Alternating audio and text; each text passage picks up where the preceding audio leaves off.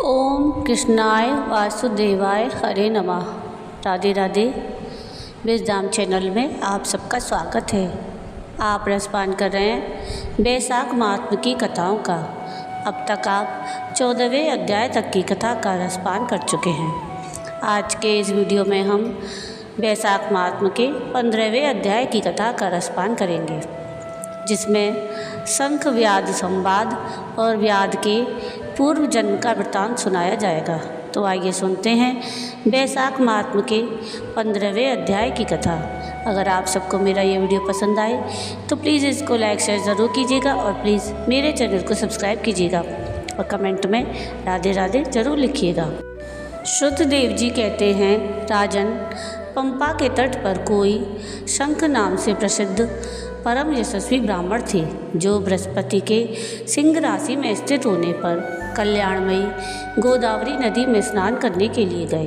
मार्ग में परम पवित्र भीमरथी को पार करने के बाद दुर्गम, जल शून्य एवं भयंकर निर्जन वन में धूप से विकल हो गए थे। बैसाख का महीना था और दोपहर का समय। वे किसी वृक्ष के नीचे जा बैठे। इसी समय कोई दुराचारी व्याध हाथ में धनुष धारण किए वहां आया। ब्राह्मण के दर्शन से उसकी बुद्धि पवित्र हो गई और वह इस प्रकार बोला, मुने, मैं अत्यंत दुर्बुद्धि एवं पापी हूँ। मेरे ऊपर आपने बड़ी कृपा की है। कोई साधु महात्मा स्वभाव से ही दयालु होते हैं। कहाँ मैं नीच कुल में उत्पन्न हुआ व्याध और कहाँ मेरी ऐसी पवित्र बुद्धि। मैं इसे केवल आपका ही उत्तम अनुग्रह मानता हूँ। साधु बाबा, मैं आपका शिष्य हूँ, कृपा पात्र हूँ। साधु पुरुषों का समागम होने पर मनुष्य फिर कभी दुख को प्राप्त नहीं होता।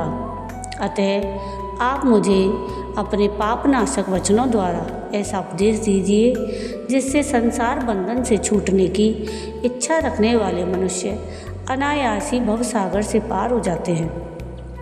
साधु पुरुषों का चित्त सबके प्रति समान होता है। वे सब प्राणियों के प्रति दयालु होते हैं। उनकी दृष्टि में ना कोई नीच है, ना ऊंच, ना अपना है, ना पराया। मनुष्य संतप्त होकर जब जब गुरुजनों से उपाय पूछता है, तब तब वे उसे संसार बंधन से छुड़ाने वाले ज्ञान का उपदेश करते हैं।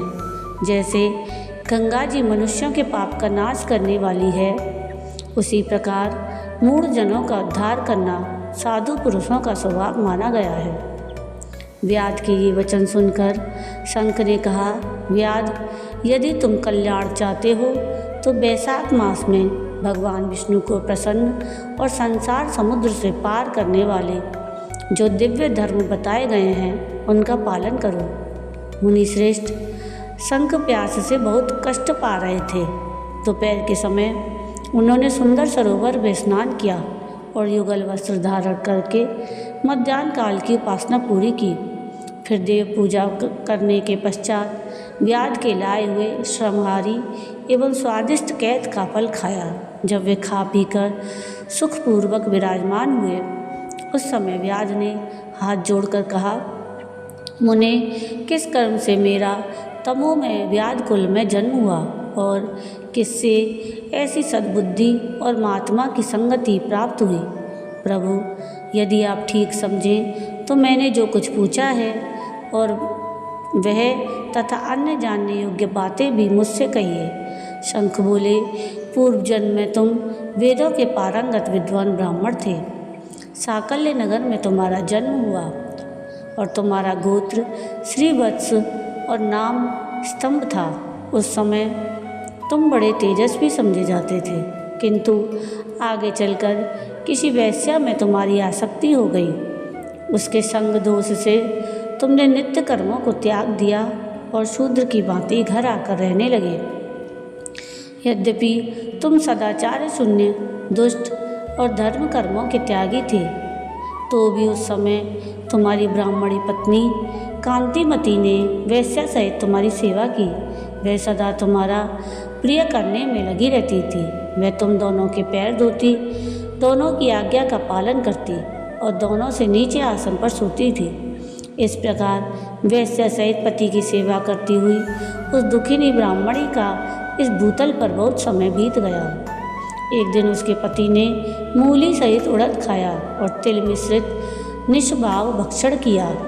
उस अपत्य भोजन से उसका मुंह और पेट जलने लगा और उसे बड़ा भयंकर भगंदर रोग हो गया। वह उस रोग से दिन रात जलने लगा। जब तक घर में धन रहा तब तक वेश्या भी वहाँ टिकी रही। उसका सारा धन लेकर पीछे उसने उसका घर छोड़ दिया। वेश्या तो क्रूर और निर्दयी होती ही है, उसे छोड़कर दूसरे के पास चली गई। तब वह ब्राह्मण रोग से व्याकुल चित्त हो रोता हुआ अपनी स्त्री से बोला, देवी, मैं वेश्या के प्रति आसक्त होकर अत्यंत निष्ठुर मनुष्य हूँ, मेरी रक्षा करो। सुंदरी, तुम परम पवित्र हो, मैंने तुम्हारा कुछ भी उपकार नहीं किया। कल्याणी, जो पापी एवं निंदित मनुष्य अपनी विनीत पत्नी का आदर नहीं करता वह 15 जन्मों तक नपुंसक होता है। माँ बागे, दिन रात साधु पुरुष उसकी निंदा करते हैं। तुम साध्वी और पतिव्रता हो, मैं तुम्हारा अनादर करके पाप योनि में गिरूंगा। तुम्हारा अनादर करने से जो तुम्हारे मन में क्रोध हुआ होगा उससे मैं दग्ध हो चुका हूँ। इस प्रकार अनुताप युक्त वचन कहते हुए पति से वह पतिव्रता हाथ जोड़कर बोली, प्राणनाथ, आप मेरे प्रति किए हुए व्यवहार को लेकर दुख न माने, लज्जा का अनुभव ना करें। मेरा आपके ऊपर तनिक भी क्रोध नहीं है जिससे आप अपने को दग्ध हुआ बतलाते हैं। पूर्व जन्म में किए हुए पाप ही इस जन्म में दुख रूप होकर आते हैं। जो उन दुखों को धैर्यपूर्वक सहन करते हैं वही स्त्री साध्वी मानी जाती है और वही पुरुष श्रेष्ठ समझा जाता है। वह उत्तम वर्ण वाली स्त्री अपने पिता और भाइयों से धन मांग कर लाई और उसी से पति का पालन करने लगी। उसने अपने स्वामी को साक्षात क्षीर सागर निवासी विष्णु ही माना। वह दिन रात पति के मल मूत्र साफ करती और उसके शरीर में पड़े हुए कष्टदायक कीड़ों को धीरे धीरे नख से खींच कर निकालती थी। ब्राह्मणी न रात में सोती थी न दिन में। अपने स्वामी के दुख से संतप्त होकर वह दुखिनी सदा इस प्रकार प्रार्थना किया करती, प्रसिद्ध देवता और पितृ मेरे स्वामी की रक्षा करें, इन्हें रोगहीन एवं निष्पाप कर दें। मैं पति के आरोग्य के लिए चंडिका देवी को भैंस का दही और उत्तम अन्न चढ़ाऊंगी। महात्मा गणेश जी की प्रसन्नता के लिए मोदक बनवाऊंगी। 10 शनिवारों को उपवास करूंगी और मीठा भी नहीं खाऊंगी। मेरे पति रोगहीन होकर 100 वर्ष जिए। इस प्रकार वह देवी प्रतिदिन देवताओं से प्रार्थना करती थी। उन्हीं दिनों कोई देवल नामक महात्मा वहाँ आए।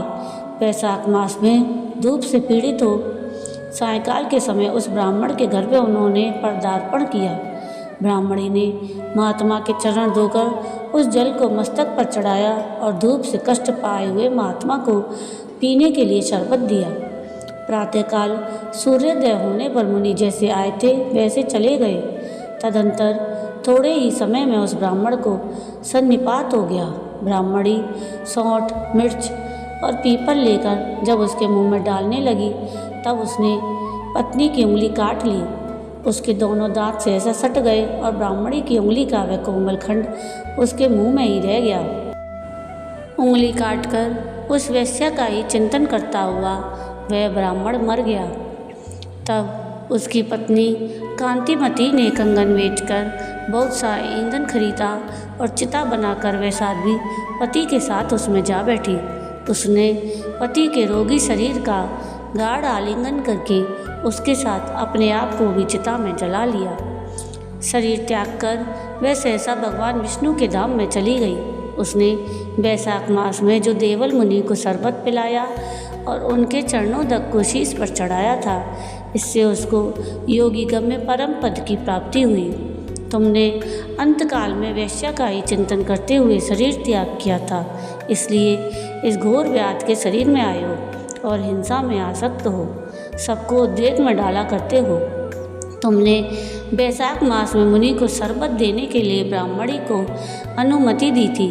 उसी पुण्य से आज व्याध होने पर भी तुम्हें सब सुखों के एकमात्र साधन धर्म विषयक प्रश्न पूछने के लिए उत्तम बुद्धि प्राप्त हुई है। तुमने जो सब पापों को हरने वाले मुनि के चरणों तक को सिर पर धारण किया था, उसी का यह फल है कि वन में तुम्हें मेरा संग मिला है। तो ये थी कथा बैसाख महात्म के 14वें अध्याय की। आपको ये कथा कैसी लगी मुझे कमेंट करके ज़रूर बताइएगा। और अगर आपको ये कथा पसंद आई हो तो प्लीज़ इसको लाइक शेयर ज़रूर कीजिएगा और प्लीज़ मेरे चैनल को सब्सक्राइब कीजिएगा और कमेंट में राधे राधे ज़रूर लिखिएगा। आगे की वीडियो में हम बैसाख महात्म के 16वें अध्याय की कथा का रसपान करेंगे। तब तक के लिए राधे राधे। वीडियो पूरा देखने के लिए थैंक यू।